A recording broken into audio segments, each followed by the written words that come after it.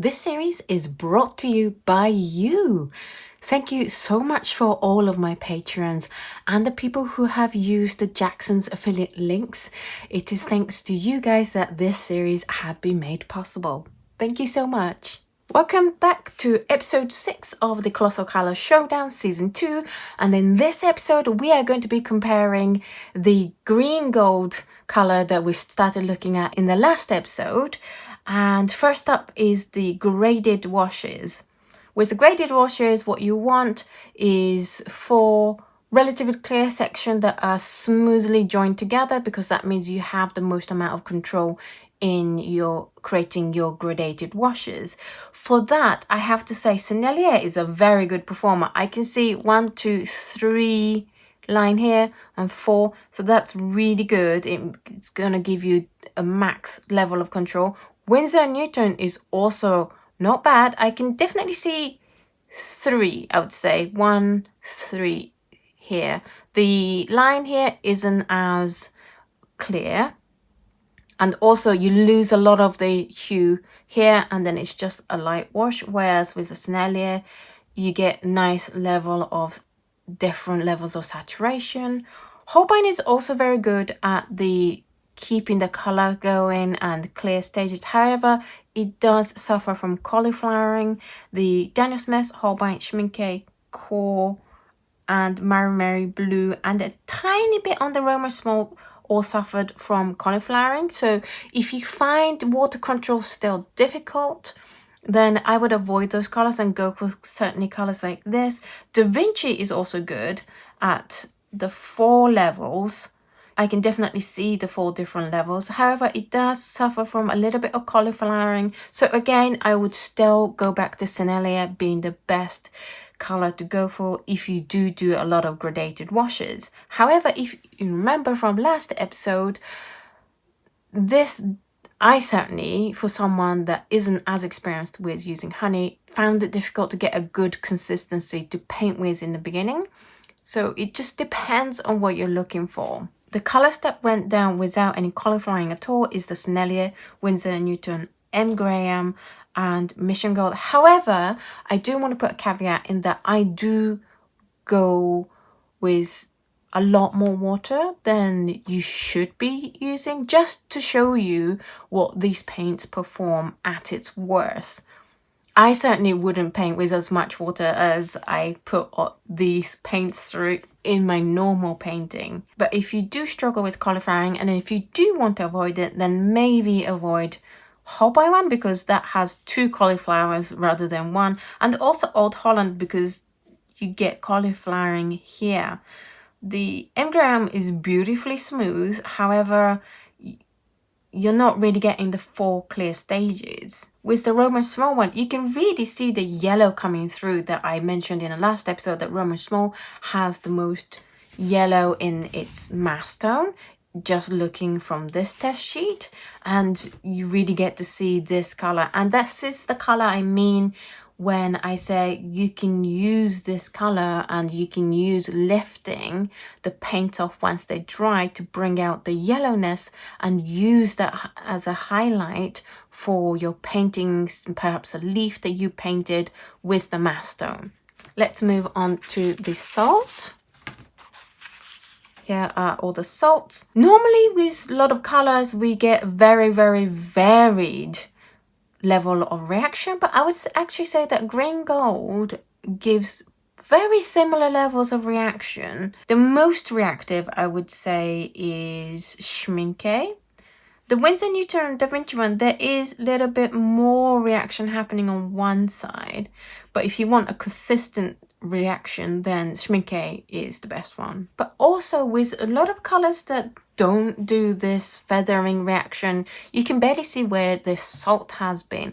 Whereas with the Daniel Smith one, the M. Graham one, Szmal one, and also with MaimeriBlue, you can really see where each grain had sat, and it's almost like cells or something organic that is under a microscope. Whether you want to use that in like the really close up, oh, this looks a lot like cells, or just, you know, a lot more standing back, it creates dotted texture that is incredibly useful in your painting, whether that's you do landscape or abstract. This texture would work so well because you can just sit there and look at these patterns all day long and they'll be fascinating.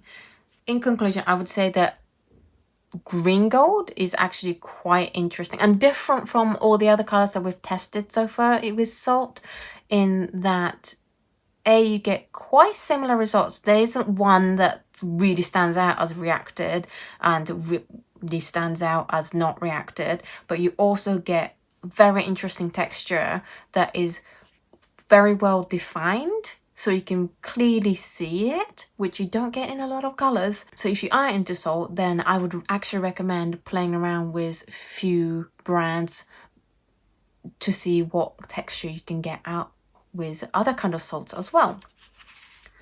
Then we move on to the color mixes, and the closest complementary color to green gold is the Colossal Violet.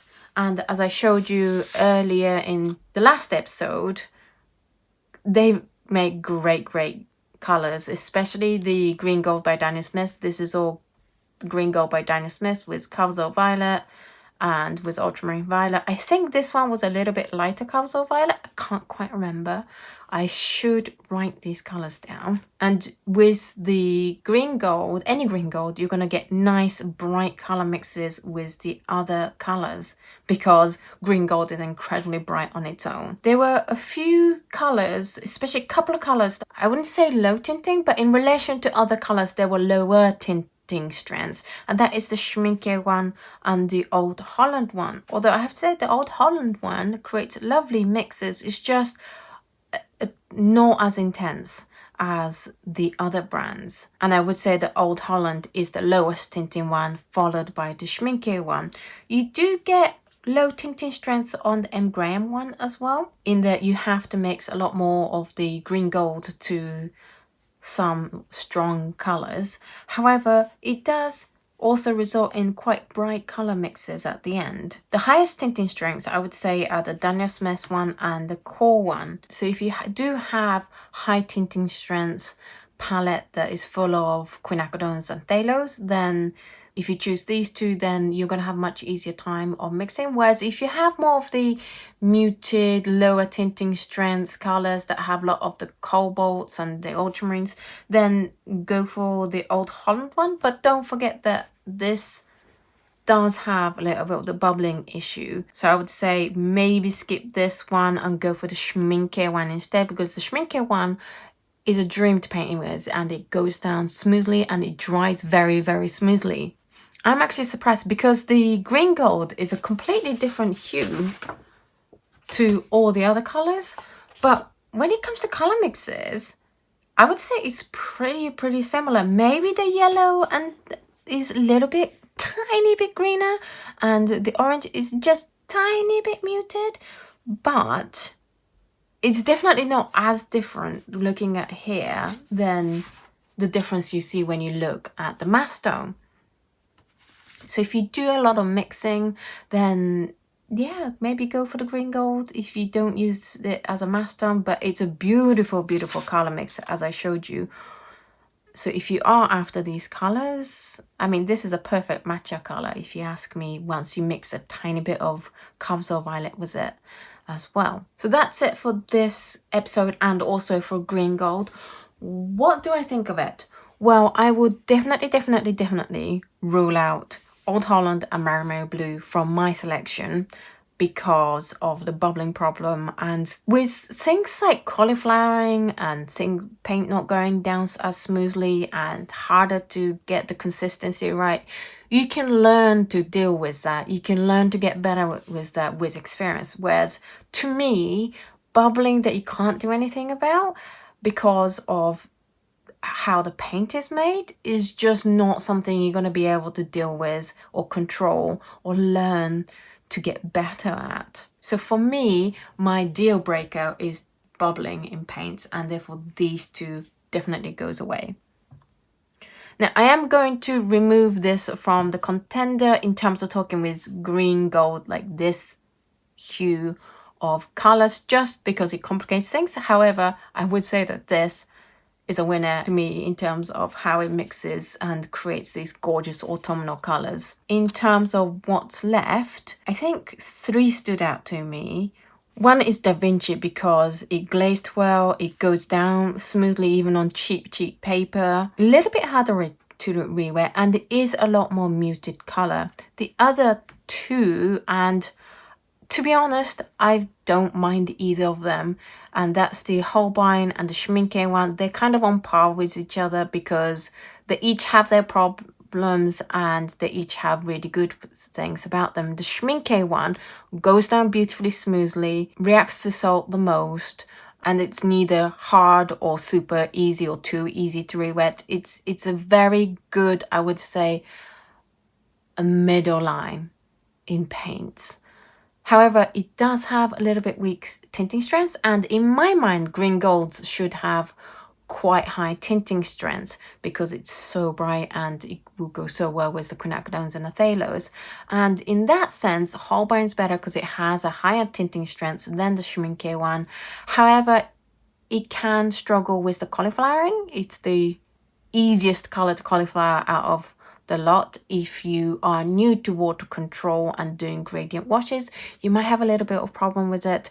I'm okay with water control, and therefore I'm quite happy to ignore the fact that it's good color to cauliflower with. And so I would probably pick Holbein, but like I would say these are both good middle grounds. If you want the brightest color, then definitely go for the Roman Szmal. It's nice to re-wet and it goes down smoothly. Beautiful paint to paint with. It's fun. And if you want to be able to lift the color to create the highlight in your painting that you've already painted with this color, then this is great because it has the most amount of yellow coming through when you lift them. I am also really intrigued at the patterns you get from using salt with this color, and that might be something that I will explore in my own abstract painting because I'm really into textures at the moment, and that might be something you want to try if you're really into textures. In terms of textures, these 2 are really fun, as well as this one, but I'm not allowed to talk about this one. Can I talk about this one? I think this color is great. I had no idea that this color was great until I did this video in trying to mix colors with it. It created amazing colors that I really liked, and it also glazes beautifully. It is the best glazer that I've ever seen, that I've ever tested on this channel. I think it's very clean. Where is it? Let me show you. It's such a clean glaze. Don't think I've ever seen that in any other colors, and I am seriously thinking of putting this in my palette, which is a surprise because I was like, oh, why does this color have to be so different? And I'm gonna get loads of flack for choosing this color over the rich green gold. It was a pain in the neck for me until I made the test sheets, and I was like, wow, actually not bad. So if I had to pick any color, if I can pick any color out of this video, then I would go for the green gold because it's totally changed my mind about this color. And if you want to try all these colors out for yourself, then I do have a dot card this month for the Patreon dot card. It's the companion card to this episode, and you do get the Daniel Smith, the Holbein, the Sennelier, Schmincke, Winsor Newton, QoR, M. Graham, and Mission Gold. I wish Roman Szmal did a tubed paint so that I could offer their paint on this dot card as well, because I think this is a great brightest green gold out on the market. But you can get all these 8 colors. If you'd like to have this to try in your own home and do your own testing, there's so much paint on here. I've seen people send me paintings, like full paintings that they did just with the paints on these dot cards. If you'd like to receive this, then do head on over to patreon.com/Oto Kano and sign up to the appropriate tiers. There's several tiers that will get you the dot card as well as loads of other fun rewards. And you can also get the high res scan of all my test sheets for all my videos over there. I am currently working on like an archive on my own website of all the scans on the page for the Patreon, so that it's a little bit easier for you guys to find the scans you're looking for, because Patreon makes it quite hard. But I will keep you updated on that front next year. So what did you think of Green Gold? Which one's your favorite? Which one has really changed your mind? I don't often get my mind changed, but Green Gold by Dana Smith definitely did. So if something similar happened to you by watching this video in any of the colors, do let me know below in the comments. I would love to know like what was your favorite before you started watching this video and how it changed your mind.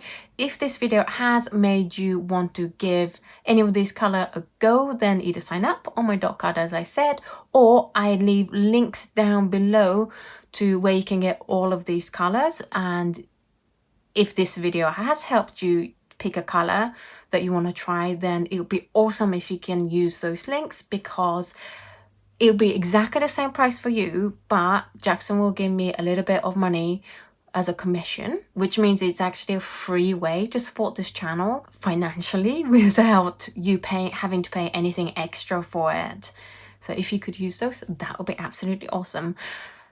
Thank you so much for watching this video. This is the final video of this year. Hopefully next year I'll get to create more videos than we did this year. Thank you so much for watching all my videos this year.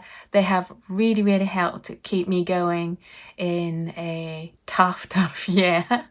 And I hope that looking at these happy colors have helped you in some way. Okay, I will see you in 2021. Let's hope for a much better year. I can feel that it's going to be a really great year next year. And I will see you in the next video. Bye!